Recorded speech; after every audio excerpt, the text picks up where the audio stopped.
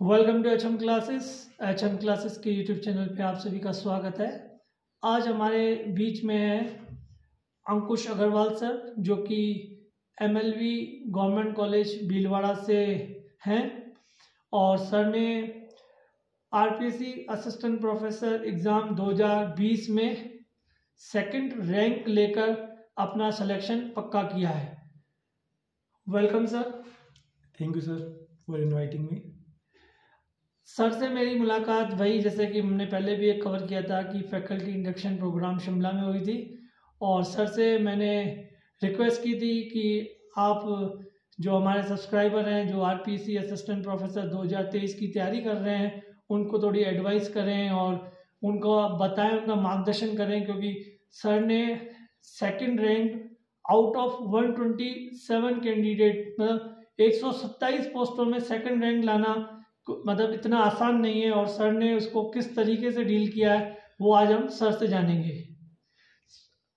अंकुश sir, आपने तैयारी किस तरीके से की थी और उस तैयारी के दौरान आपने किस तरीके से अपने आप को, जो स्ट्रेस होता है उसको मैनेज करके रखा, और जो 3 घंटे जो पेपर देते हैं हम, और उस पेपर के दौरान आपने किस तरीके से स्ट्रेटेजी अपनाई जिसके चक्कर में आपके इतने अच्छे मार्क्स बन पाए सर?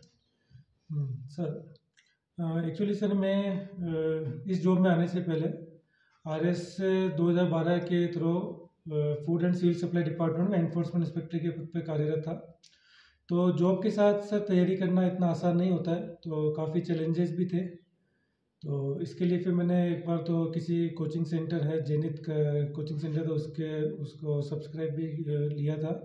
साथ ही उसके अलावा मैंने जो अपने कॉलेज एजुकेशन में जो कॉलेजेस में जो रेगुलर बुक्स चलती है उनका भी अध्ययन किया, उनके नोट्स भी बनाए और उनको बार बार रिवाइज करता रहा। जो भी पढ़ा उसको कंटिन्यूस रिवीजन रखा, मतलब क्योंकि ये रिवीजन नहीं करते हैं तो चीज़ें भूलते हैं, तो आप कंटिन्यू रिवीजन करते रहे हमें, इसलिए ढंग से ये हो पाएगा। सर, वो जो 3 घंटे हैं उसमें जो स्ट्रेस होता है हर कैंडिडेट को, उसको आपने किस तरीके से मैनेज करके चले आप? सर इसमें मैं ये कहना चाहूँगा कि तैयारी सभी कैंडिडेट करते हैं, अच्छे से भी करते हैं, मतलब 1 साल से 2 साल से लगातार तैयारी कर रहे होते हैं, लेकिन सबसे इम्पोर्टेंट आपका क्रूशियल टाइम होता है वो एग्ज़ाम हॉल में 3 घंटे का यूटिलाइजेशन किस प्रकार से कर पाते हैं।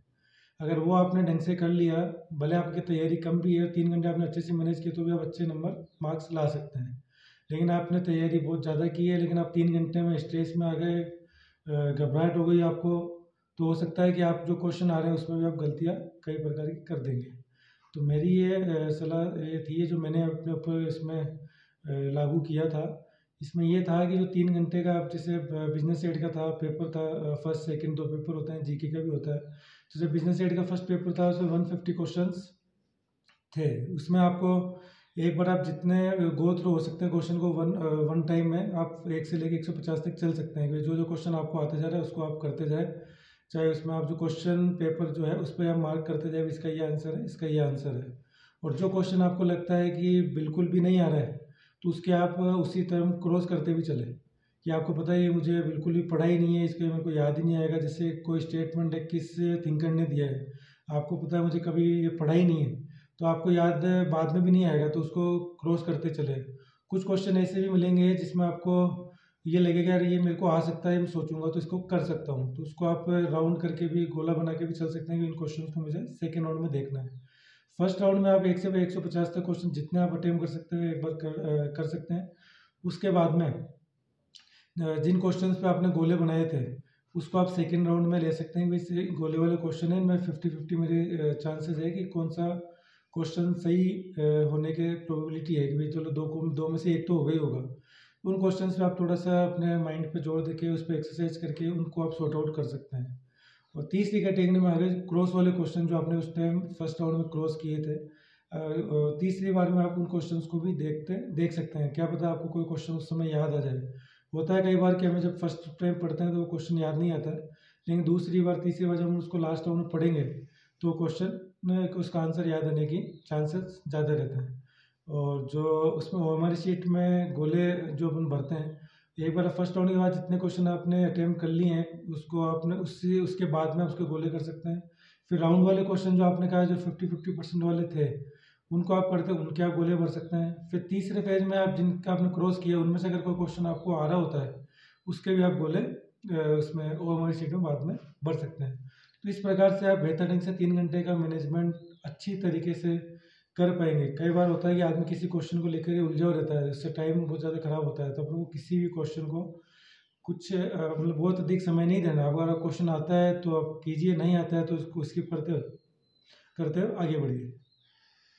सर ने अपनी पूरी स्ट्रेटजी बता दी किस तरीके से उन्होंने पेपर सॉल्व किया था। सर कुछ एडवाइस कर सकते हैं कि नेगेटिव मार्क्स से हम कैसे बच सकते हैं? सर नेगेटिव मार्किंग को लेके ये है कि जिस क्वेश्चन में आपको थोड़ा सा डाउट है, जिसमें लगता है कि 50-50 दो ऑप्शन से एक ऑप्शन हो सकता है, उस क्वेश्चन को तो आपको अटेम्प्ट करना चाहिए। लेकिन जो चारों ऑप्शन आपको पता है कि ये क्वेश्चन मैंने कभी पढ़ा ही नहीं है, इसका मटेरियल कभी पढ़ा ही नहीं है, चारों ऑप्शन आपके लिए बिल्कुल अननोन है, तो ऐसे क्वेश्चन को अटेम्प्ट करने से बचना चाहिए। क्योंकि नेगेटिव मार्किंग है बहुत ही लास्ट में जब अपने अपने मार्क्स कैलकुलेट करते हैं तो नेगेटिव मार्किंग से काफ़ी मार्क्स में डिडक्शन होने की संभावना रहती है। तो नेगेटिव मार्किंग वाले क्वेश्चन जो है जो बिल्कुल नहीं आ रहे उनको तो आप छोड़ना ही ज़्यादा बेहतर है। और 50-50% वाले जिसमें आपको संभावना लगती है वो क्वेश्चन आप अटेम्प्ट कर सकते हैं। बहुत ही सर ने डिटेल में आपको बताया, इन चीज़ों को आपको ध्यान रखना चाहिए। सर इंटरव्यू जब आप दे रहे थे या इंटरव्यू में जब आप एंटर करें उस बिल्डिंग में, तो इंटरव्यू के दौरान आप स्ट्रेस कैसे मैनेजमेंट करें कैंडिडेट, और किस तरीके से बिहेव करें कि इंटरव्यू में भी मार्क्स अच्छे आ सकें? सर इंटरव्यू कोई जिसकी हम बात करें तैयारी के बारे में, तो कोई एक दिन की प्रक्रिया नहीं है। आपको कोशिश करना है कि आप नॉर्मल रहें, बिल्कुल आपको ये नहीं होना चाहिए कि यार पता नहीं क्या होगा, कौन मिलेगा नहीं मिलेगा, ज़्यादा आपको स्ट्रेस नहीं लेना चाहिए। लंबी आप गहरी सांस लेके आप इंटरव्यू रूम में एंटर हो सकते हैं। और अपने आप को जितना ईजी रखेंगे उतनी ज़्यादा प्रोबेबिलिटी है कि आप अच्छा इंटरव्यू कर पाएंगे। सर इंटरव्यू के बारे में थोड़ा बताइए कि आप में मतलब कौन, मतलब कितने कैंडिडेट उसमें आपको पैनल बोर्ड में मिलते हैं, और आपको किस तरीके से क्वेश्चंस आपको फेस करने पड़े थे इंटरव्यू में सर? इंटरव्यू में सर 3 मेंबर्स होते हैं, जिसमें एक मेंबर जो होता है वो आरपीसी मेंबर या चेयरमैन जो भी है वो बोर्ड का चेयरमैन भी होता है। उसके अलावा 2 मेंबर्स और होते हैं जो कि एक्सपर्ट्स, अपने विषय के एक्सपर्ट्स होते हैं। सर किस तरीके से क्वेश्चंस आपसे पूछे गए थे, कुछ डिटेल में बता दीजिए, कैंडिडेट को फ़ायदा मिल सके इससे। क्वेश्चन की सर मैं बात करूँ तो मेरे से जो मेरी प्रीवियस जॉब थी उसके बारे में काफ़ी क्वेश्चंस पूछे गए थे कि आप उस जॉब से, जो मैं इन्फोर्समेंट इंस्पेक्टर था फूड एंड सप्लाई डिपार्टमेंट के, वहाँ से आप इस जॉब में क्यों आना चाहते हैं, वह आपके क्या क्या रोल थे, किस तरीके से पीडीएस सिस्टम है और अधिक सुधार किया जा सकता है। और साथ ही मेरे जो होम प्लेस है किशनगढ़ के बारे में भी कुछ, जैसे बनी ठनी पेंटिंग के बारे में क्वेश्चन पूछे गए, किशनगढ़ की मार्बल मंडी से संबंधित क्वेश्चन पूछे गए, इंडिया के कुछ बड़े बिजनेसमैन ग्रुप के बारे में पूछा गया। तो इस तरीके से मेरा जो इंटरव्यू क्वेश्चन पूछे गए उसमें सभी एस्पेक्ट्स को लगभग थोड़ा थोड़ा टच करते हुए क्वेश्चंस पूछे गए थे। सर क्या मैं आपको फिर से एक बार रिमाइंड कराऊँ, सर जो सब्जेक्ट है बिजनेस एडमिनिस्ट्रेशन है, और सर आप बता सकते हैं कि बिजनेस एडमिनिस्ट्रेशन के लिए जो तैयारी कर रहे हैं कैंडिडेट, उनको कैसे क्वेश्चंस रेडी करके जाने चाहिए इंटरव्यू में?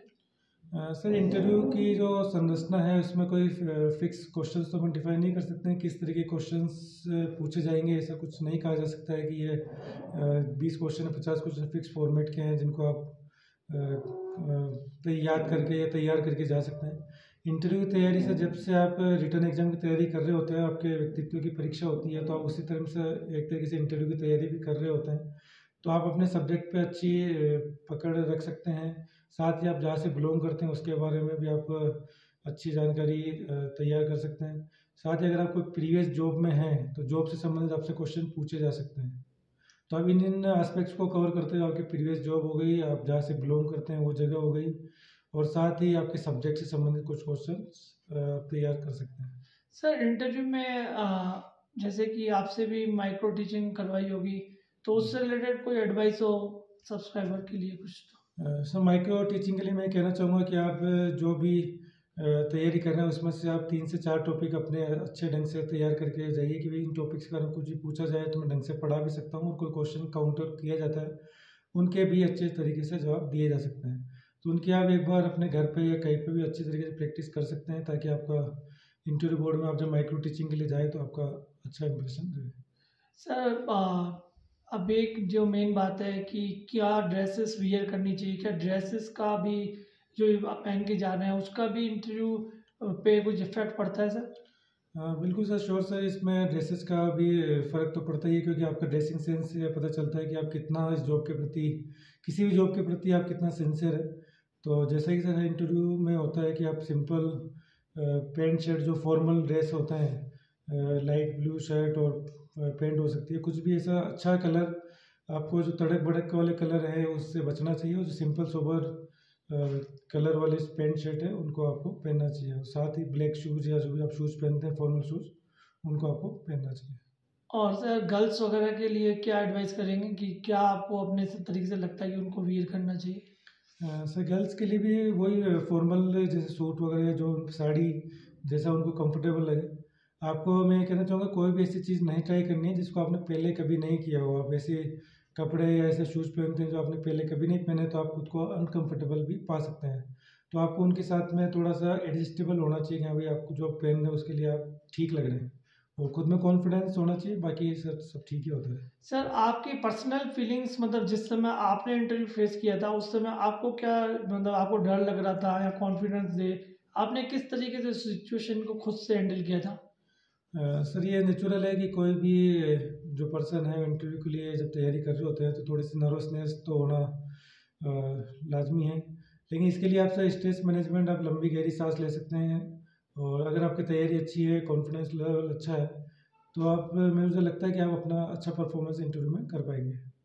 सर आखिरी बात भी कि आप जो इस बार तैयारी कर रहे हैं उनके लिए कुछ पॉइंट्स में कुछ एडवाइस करना चाहें? सर तैयारी के लिए तो मैं ये कहना चाहूँगा कि आप अपनी तैयारी को कंटिन्यू करते रहिए। साथ ही जो रिवीजन, आप भले मटेरियल कम पढ़िए, लेकिन जितना भी पढ़े उसका रिवीजन आपको जितनी बार कर पाएंगे बहुत ही बढ़िया रहेगा। जैसे आपने कोई सब्जेक्ट पढ़ा है, उसको आप पहले टारगेट रख सकते हैं, वही सब्जेक्ट को मेरे को 1 महीने में पूरा करना है, फिर उसको 15 दिन में पूरा करना है, फिर 7 दिन में, फिर 3 दिन, फिर 1 दिन में। मतलब आपको इस तरीके से, जितना आपको 6 पेपर्स होते हैं, 6 यूनिट्स है इसके अंदर, तो आप 6 यूनिट्स को इस तरीके से मैनेज कर सकते हैं कि एक एक दिन में आप पूरा उसको रिवीजन करने की स्थिति में आ जाए। सर इंटरव्यू के लिए कैसे प्रिपेयर हूँ, उनके लिए आप कुछ एडवाइस कर लीजिए। सर इंटरव्यू के लिए तो आप जब तैयारी करते हैं तब से ही आपकी इंटरव्यू की तैयारी भी स्टार्ट हो जाती है। तो आपका अपना जो सब्जेक्ट है उस पर आपको अच्छी कमांड होनी चाहिए, क्योंकि एग्जाम ही सब्जेक्ट का ही है। असिस्टेंट प्रोफेसर से बिलोंग करता है तो आपके सब्जेक्ट पे तो अच्छी कमांड होनी ही होनी चाहिए। साथ ही आपके जो वर्क, अगर आप कोई जॉब कर रहे हैं तो जॉब से संबंधित आपसे क्वेश्चन हो सकते हैं, और आपके जहाँ से बिलोंग करते हैं वहाँ से भी क्वेश्चन आपसे पूछे जा सकते हैं। सर ने अपने बारे में पूरा डिटेल में बता दिया, आपको एडवाइस भी कर दी। एक दो चीज़ें मैं और ऐड कर दूँ कि पहले तो आपको कॉन्फिडेंस रहना है, अपना कॉन्फिडेंस लूज़ नहीं करना है। अगर कोई क्वेश्चंस नहीं आ रहा है तो बहुत ही पोलाइटली आपको सॉरी बोल देना है, और कभी भी एक्सपर्ट से किसी भी चीज़ के मामले में आर्ग्यू नहीं करना है, क्योंकि जो इंटरव्यू होता है वो, मतलब इंटरव्यू का जो स्ट्रक्चर होता है वो अलग भी हो सकता है आपके जो मेंटल स्ट्रेस को भी वो परखने के लिए कुछ ऐसे क्वेश्चन भी कर सकते हैं जो रियलिटी में हो या न भी हो सकते हैं, और कुछ परिभाषाएं आपको ऐसी भी कोड कर सकते हैं जो रियली में है या नहीं भी है। तो आपको कॉन्फिडेंटली बिना आर्ग्यू किए अपना पक्ष रखना है, उनसे मतलब कुछ भी आर्ग्यू नहीं करना है। और इंटरव्यू में आपको टाइम से पहले पहुंच जाना है, जैसे कि कभी भी लेट पहुंचेंगे आप तो हड़बड़ा जाएंगे, आपका जो कॉन्फिडेंस है वो लूज हो जाएगा। तो ये सारी चीज़ें ध्यान रखनी है। और थैंक यू सर, आप हमारे थैंक यू बीच सर। में उपस्थित हुए। चलिए फिर इसी की तरह, इसी जैसे कि इंटरव्यू सर्कल आए हैं जो कि सेकंड रैंक थे, ऐसे ही जो और भी कैंडिडेट होंगे उनके इंटरव्यू हम आपके साथ शेयर करेंगे। चैनल पे नए हैं तो जरूर सब्सक्राइब कर लीजिए। Thank you for watching our channel.